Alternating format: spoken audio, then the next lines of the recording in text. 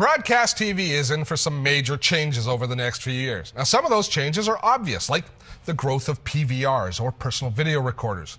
People are now watching TV when it suits them, not when the networks say they should be watching.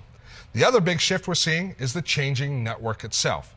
Now, instead of getting all of our TV off normal cable service, we're increasingly using online internet-based services for our TV and movies. Apple iTunes and YouTube are two of the popular, legitimate sources for downloading, streaming video. Now, up to now, most people would watch content from these sites on their computer or possibly on their iPod or other portable device. We were all about playing small on small screens with great portability.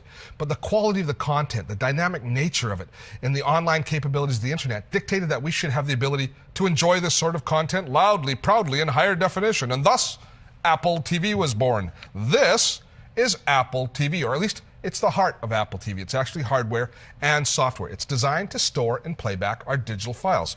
What we see here is actually a set-top box, but it's unlike any other set-top box you've seen before because this one doesn't connect to our cable. Instead, it connects to our Wi-Fi, our wireless network in our home, and the content comes to it through our computers. If we take a look here in iTunes on my MacBook, we see under Devices, the Apple TV appears as a device.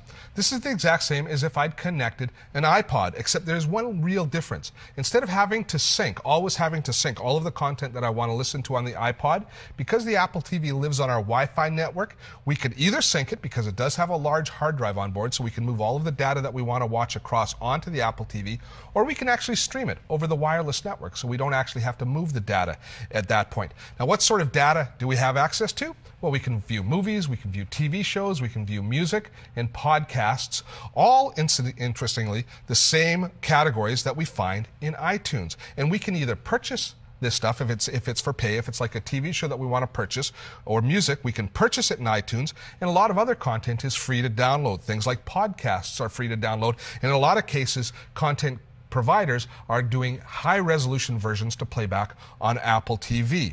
So we can also download stuff from sites like YouTube and other streaming sites. All that we have to do is move it into iTunes. Once it's in iTunes, we can access it through our Apple TV.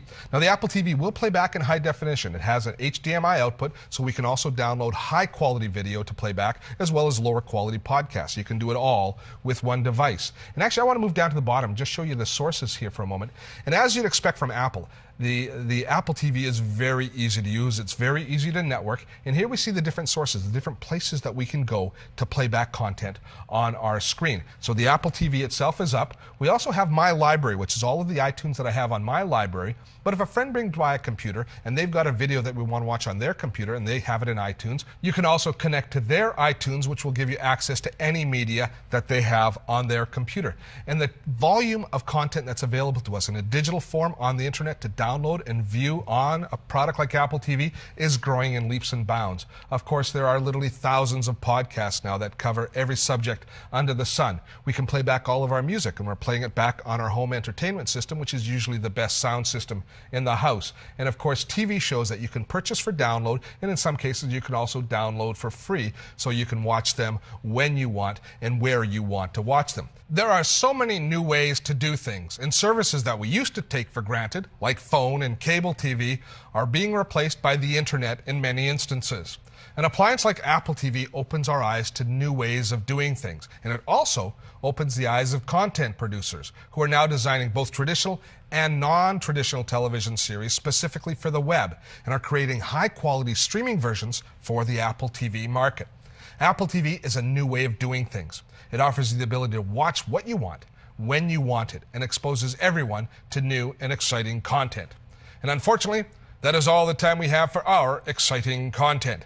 Thanks for watching, and we'll see you next time, either here or streamed on your Apple TV, perhaps on your iPod. It'll be Dotto Tech.